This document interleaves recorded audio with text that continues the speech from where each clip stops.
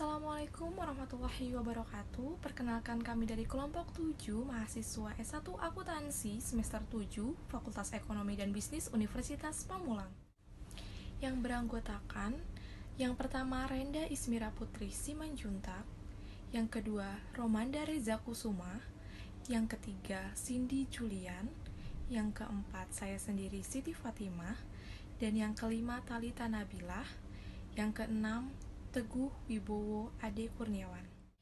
Baik, di sini kami akan mempresentasikan kritik kami terhadap artikel yang judul pengungkapan Sustainability Report dan kinerja keuangan yang disusun oleh Tarigan dan Samuel pada tahun 2014. Dari fenomena dalam artikel ini yang menyebutkan bahwa tren penelitian tentang hubungan Sustainability Report dan kinerja keuangan mulai meningkat di Indonesia, seiring dengan makin meningkatnya jumlah perusahaan yang mempublikasikan Sustainability Report. Namun, sebagian besar hasil-hasil penelitian tersebut masih belum konsisten. Penelitian ini bertujuan untuk menguji kembali hubungan antara pengungkapan Sustainability Report dengan kinerja keuangan. Ada dua hal yang membedakan. Yang pertama yaitu penelitian ini menggunakan perusahaan-perusahaan yang secara konsisten melaporkan Sustainability Report. Dan yang kedua, penelitian ini menggunakan semua ukuran kinerja keuangan yang meliputi asset management, profitability, leverage, liquidity, dan market. Sampel yang digunakan sebanyak 54 dalam periode 2009 hingga 2011. Di mana perusahaan tersebut berasal dari perusahaan-perusahaan yang secara konsisten melaporkan Sustainability Report. Hasil pengujian menunjukkan bahwa dimensi ekonomi dan Sustainability Report tidak berpengaruh terhadap kinerja keuangan. Sedangkan dua dimensi lainnya, yaitu lingkungan dan sosial, berpengaruh negatif terhadap kinerja keuangan. Menurut kami, kritik terhadap fenomena dalam artikel tersebut yaitu sudah cukup tepat. Artikel tersebut menyebutkan bahwa penelitian terkait Sustainability Report yang ada di Indonesia belum memiliki hasil yang konsisten. Hal ini juga berdasarkan fenomena yang telah diungkap dalam beberapa penelitian terdahulu yang mendorong pentingnya pengungkapan Sustainability Reporting. Oleh karena itu, penelitian dalam artikel ini sangat diperlukan untuk menguji dan menganalisis kembali pengungkapan Sustainability Reporting terhadap kinerja keuangan. Selanjutnya nomor 2, research. Dalam penelitian yang dilakukan oleh Dailywell pada tahun 2011 terhadap 7.000 sustainability report, ditemukan bahwa sustainability report banyak digunakan organisasi dalam memprediksi nilai pasar sebuah organisasi. Hal ini disebabkan karena sustainability report tidak saja memuat informasi kinerja keuangan tetapi juga informasi non-keuangan. Lebih jauh, penelitian yang dilakukan oleh Tomo pada tahun 2011 menunjukkan ada kesenjangan atas nilai perusahaan jika hanya memperhatikan aspek keuangan saja. Penelitian yang dilakukan atas nilai pasar organisasi menunjukkan pergerakan yang cukup signifikan, di mana nilai pasar perusahaan tahun 1975 sebanyak 83% ditentukan oleh aspek keuangan dan 17% aspek non-keuangan. Hal ini telah berubah drastis dengan data tahun 2009 di mana nilai pasar organisasi bisnis ditentukan hanya 19% saja aspek keuangan dan sisanya 81% adalah aspek non-keuangan. Penelitian terdahulu yang dilakukan terkait Sustainability Report sebagian besar hanya berfokus untuk melihat dampak Sustainability Report terhadap indikator kinerja keuangan tertentu saja, seperti penelitian yang dilakukan oleh Sulistioningrum dan Prastiwit pada tahun 2011, Lady dan Gordon pada tahun 2010, dan Garlett pada tahun 2012. Oleh karena itu, penelitian ini akan menggunakan sebuah indikator kinerja keuangan yang ada dalam rangka memperkaya model penelitian tentang Sustainability Report. Selain itu, penelitian ini juga melakukan kajian yang lebih mendalam atas 54 pengamatan yang ada, dengan melakukan uji beda untuk melihat lebih jauh implikasi dari kondisi organisasi yang melaporkan sustainability report. Kritik dan saran untuk research menurut kami yaitu, menurut kami beberapa penelitian dalam artikel ini perlu mempertimbangkan topik penelitian jika hendak melakukan dalam kurun waktu dekat. Hal ini karena kurangnya kesadaran perusahaan akan pentingnya sustainability report sehingga berdampak masih sedikitnya yang melakukan pengungkapan akan hal ini saat ini. Diharapkan 5 atau 10 tahun mendatang tingkat kesadaran dan regulasi pemerintah yang mengatur meningkat sehingga jumlah perusahaan yang mengungkapkan sustainability juga meningkat. Maka pada saat inilah waktu yang lebih baik untuk melakukan penelitian terkait sustainability report sehingga jumlah sampel juga lebih banyak yang membuat distribusi data lebih baik. Peneliti perlu memperpanjang periode waktu penelitian serta waktu antara sustainability report dengan laporan keuangan karena adanya pertimbangan bahwa sustainability report berdampak dalam jangka panjang sehingga dapat memperoleh hasil yang lebih baik terkait dengan hubungannya dengan kinerja keuangan perusahaan. Selanjutnya nomor 3, kebaruan. Penelitian terdahulu terkait laporan berkelanjutan dan kinerja keuangan menggunakan ukuran kinerja laporan berkelanjutan. Penelitian tersebut menambahkan elemen baru sebagai ukuran laporan berkelanjutan yakni elemen corporate governance. Kritik dan saran untuk kebaruan menurut kami yaitu berdasarkan penelusuran kami di beberapa jurnal penelitian terkait dengan laporan berkelanjutan dan kinerja keuangan yang menggunakan elemen corporate governance telah mengungkapkan bahwa elemen tersebut memang tidak bisa terlepas dari penerapan good corporate governance praktik dan mengungkapkan tanggung jawab sosial perusahaan merupakan konsekuensi logis dari implementasi konsep corporate governance yang menyatakan bahwa perusahaan perlu memperhatikan kepentingan stakeholder-nya sesuai dengan aturan yang ada dan menjalin kerjasama yang aktif dengan stakeholder-nya demi kelangsungan hidup jangka panjang perusahaan. Dewan Komisaris merupakan inti dari corporate governance yang ditugaskan untuk menjamin pelaksanaan strategis perusahaan, mengawasi manajemen dalam mengelola perusahaan, serta mewajibkan terlaksananya akuntabilitas. Keberadaan komisaris independen outside member board akan semakin menambah efektivitas pengawasan karena komisaris independen diharapkan dapat bersifat netral dalam mengontrol aktivitas perusahaan.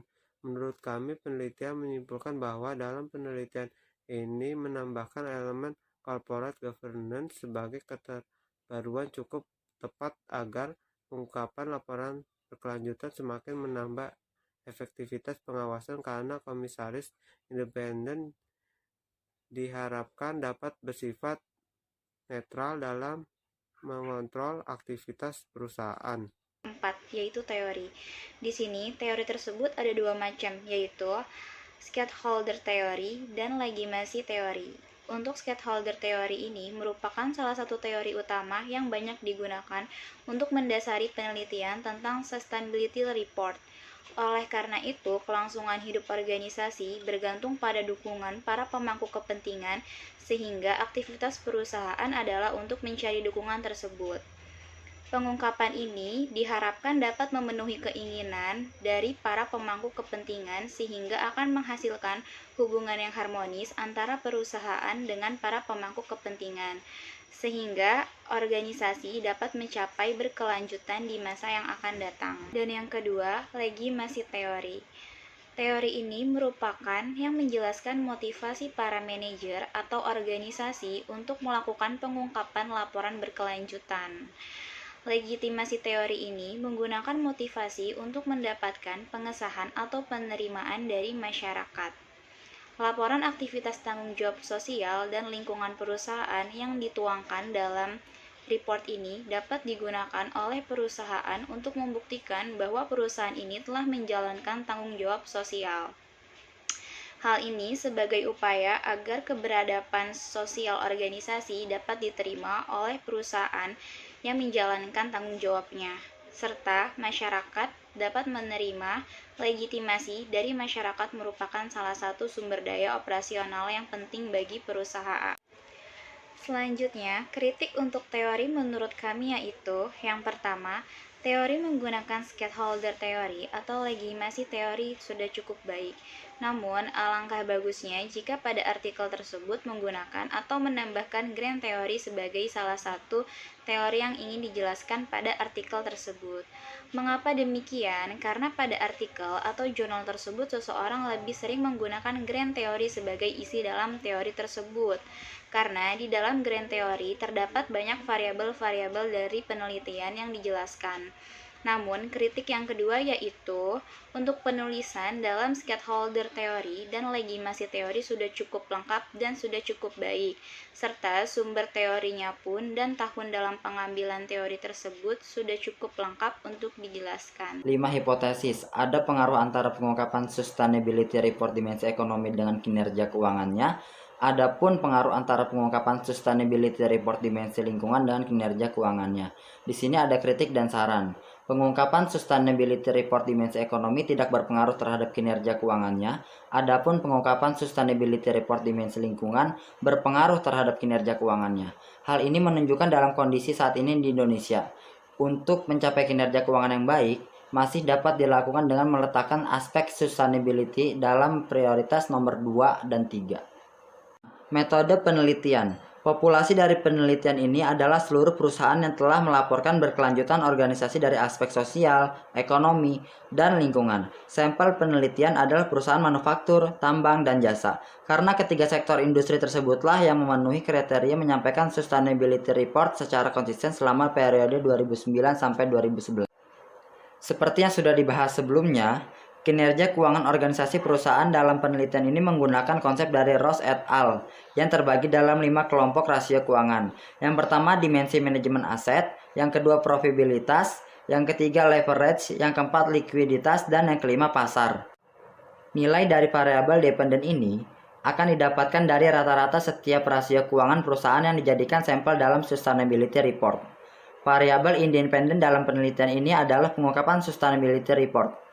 Pengungkapan sustainability report didefinisikan sebagai data yang diungkapkan perusahaan berkaitan dengan aktivitas sosial yang dilakukan perusahaan meliputi tema sebagai berikut. Ada tema aspek ekonomi, lingkungan, dan sosial. Subdimensi yaitu tenaga kerja, hak asasi manusia, masyarakat sosial, dan tanggung jawab produk-produk responsibility yang sesuai dengan standarnya. Variabel ini diukur dengan menggunakan indeks skor atas nilai kinerja sustainability report setiap dimensi. Perhitungan dilakukan dengan memberikan skor 1 jika satu item diungkapkan, dan 0 jika tidak diungkapkan dalam laporan yang ada. Setelah dilakukan pemberian skor tersebut kemudian dijumlahkan untuk memperoleh keseluruhan skor untuk setiap dimensi. Formula untuk perhitungan indeks skor setiap dimensi adalah sebagai berikut. Di mana indeks skor setiap dimensi, jumlah item yang diungkapkan setiap dimensi, jumlah item yang diharapkan setiap dimensinya. Data penelitian yang akan digunakan adalah data yang menggunakan skala rasio dan nominal di mana mencerminkan nilai kuantitatif aktual dari variabel yang diukur dan telah disebutkan di atas. Nilai di atas, indeks skor yang diperoleh dari 27 sustainability report yang secara konsisten dilaporkan dalam periode 2009 sampai 2011. Sedangkan nilai ini untuk variabel kinerja perusahaan diperoleh dari 27 laporan keuangan perusahaan dari 2010 sampai 2012. Secara total sampel atas penelitian sebanyak 54 pengamatan. Kritik dan saran dari kami dalam metode penelitian ini belum melengkapi beberapa sumber pada pengertian tersebut. Contohnya, pada paragraf pertama, penelitian tidak mengemukakan jelas nama peneliti dan dari mana pengertian tersebut didapat. Saran yang ketiga, menurut kami, penelitian disarankan menggunakan uji kelayakan model. Dapat berupa uji asumsi klasik, dapat juga uji multikolineritas, uji heterokeditaritas, dan uji autokorelasi. Dan menurut kami, pada artikel tersebut peneliti belum melakukan uji asumsi klasik tersebut. yang biasanya uji asumsi klasik tersebut menjadi uji yang dilakukan oleh beberapa penelitian. Hasil penelitian. Diskusi variabel penelitian. Analisis diskusi variabel penelitian didasarkan pada variabel independen dan variabel dependen. Untuk variabel independen diukur melalui indeks skor setiap dimensi, yaitu dimensi ekonomi, environmental, human rights, label praktik, decision work velocity, dan product responsibility. Sedangkan yang termasuk dalam variabel independen adalah kinerja keuangan yang dibagi menjadi 5 kelompok rasio sesuai konsep Ross et al. 2003, yaitu dimensi manajemen aset, profitabilitas, leverage, dan likuiditas dan pasar. Selanjutnya, variabel pengungkapan sustainability report. Berikut merupakan hasil pengolahan diskusi variabel ekonomi atas sustainability report. Dari hasil yang terlihat, min atas isi 3 paling besar diikuti oleh isi 2 dan isi 1. Isi 1 merupakan perolehan dan distribusi nilai ekonomi langsung, meliputi pendapatan, biaya operasi, imbal jasa karyawan, donasi, dan investasi komunitas lainnya, laba ditahan, dan pembayaran kepada penyandang dana serta pemerintah. Isi 2 adalah implikasi finansial dan risiko lainnya akibat perubahan iklim, serta peluangnya bagi aktivitas organisasi, dan isi 3 yang merupakan pemberian manfaat ekonomi kepada para karyawan. Deskripsi variabel kinerja keuangan. Dari data deskripsi dimensi leverage, yang terlihat bahwa min tertinggi adalah leverage 3 dan leverage 2. Organisasi bisnis yang mencetak nilai tertinggi atas kedua rasio keuangan di atas adalah PT Tambang Batubara Bukit Asam. Data deskripsi dimensi likuiditas dan pasar. Untuk dimensi likuiditas terlihat bahwa min tertinggi adalah liquid 1 dan pasar 1. Organisasi yang mencetak sharing ratio tertinggi adalah PT Tambang Batubara Bukit Asam, sedangkan nilai price earning ratio tertinggi adalah PT Adaro Energi. Selanjutnya, uji beda pengungkapan sustainability report. Setelah melakukan analisa deskripsi, selanjutnya analisa dilakukan dengan melakukan uji beda atas dimensi yang ada dalam sustainability report. Pertama, dilakukan atas dimensi ekonomi. Berdasarkan uji beda yang dilakukan dapat disimpulkan bahwa terdapat perbedaan dimensi ekonomi atas sustainability report yang ada dengan tingkat signifikan 10%. Sehingga perlu lihat beberapa perusahaan yang memiliki perbedaan dan yang tidak memiliki perbedaan atas kinerja ekonomi dan sustainability report yang ada. Selanjutnya, uji beda kinerja keuangan atau laporan keuangan. Setelah melakukan analisa uji beda atas variabel pengungkapan sustainability report, maka dilanjutkan dengan kinerja keuangan. Dalam penelitian ini, seperti yang sudah dibahas sebelumnya, dimensi yang digunakan dalam pengukuran kinerja keuangan adalah rasio manajemen aset, profitabilitas, likuiditas, dan pasar pertama. Dari dimensi manajemen aset terlihat bahwa terdapat perbedaan kepemilikan atas aset secara signifikan, uji 5%. Terdapat perbedaan manajemen aset antara PT Gas Negara dengan perubahan lainnya yang diukur dengan menggunakan 4 ukuran, yaitu inventory turnover, receivable turnover, net working capital turnover, dan fixed asset turnover, dan total asset turnover.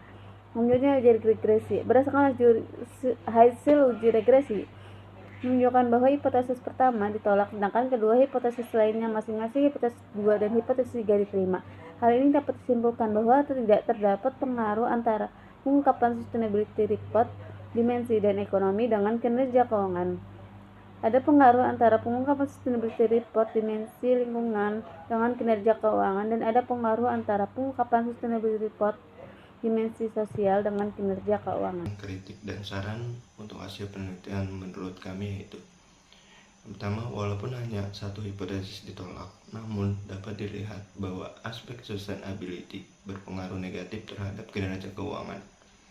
Hal ini sebenarnya sudah terindikasi sejak dilakukan uji beda untuk kinerja sustainability report dan kinerja keuangan. Sebagai contoh, dalam hal uji beda kinerja profitabilitas keuangan, PT Perusahaan Gas Negara (PGN) memiliki kinerja tertinggi yang berbeda secara signifikan dibandingkan dengan organisasi lain.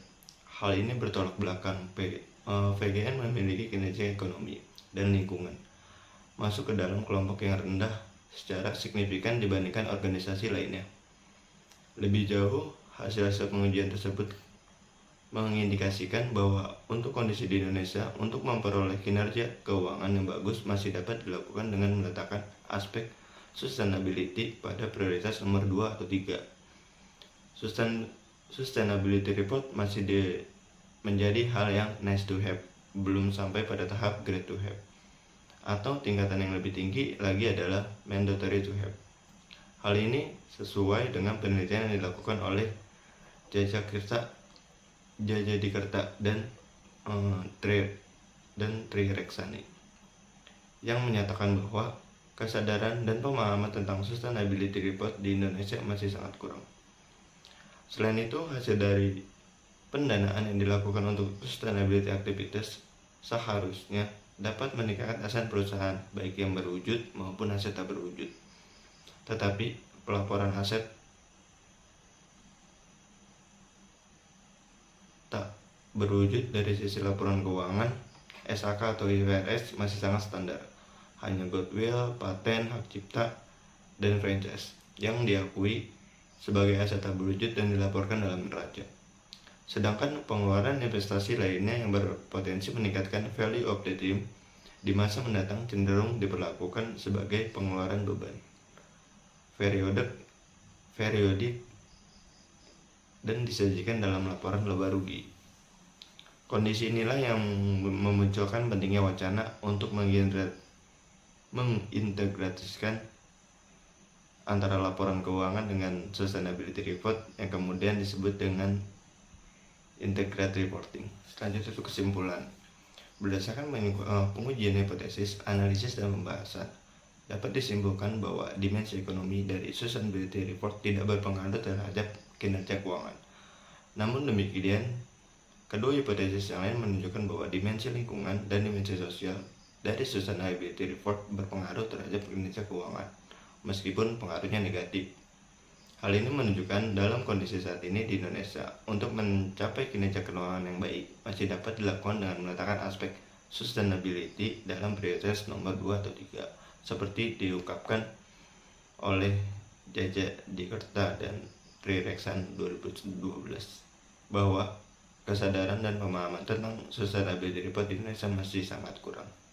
Kritik dan saran kesimpulan menurut kami yaitu para pemangku kepentingan di Indonesia belum melihat elemen yang dilaporkan dalam sustainability report sebagai bahan pertimbangan dalam pengambilan keputusan.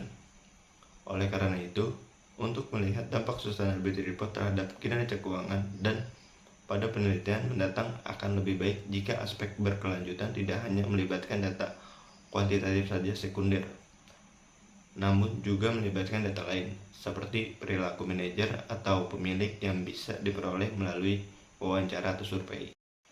Nah, selanjutnya ada keterbatasan dalam penelitian dan kurangnya kesadaran pemahaman tentang sustainability report di Indonesia. Kritik dan saran untuk keterbatasan menurut kami yaitu, jika dalam penelitian adanya keterbatasan waktu, lebih disarankan cari inti dan berfokus pada satu titik, agar tidak membuang waktu banyak. Dan jika kurangnya kesadaran atas pemahaman tentang sustainability report di Indonesia, coba untuk peduli dan belajar lagi, serta membaca artikel-artikel tentang sustainability report dari berbagai sumber agar lebih terfokuskan dan hasilnya akan lebih baik. Sekian presentasi dari kelompok kami, kurang lebihnya mohon maaf. Wassalamualaikum warahmatullahi wabarakatuh.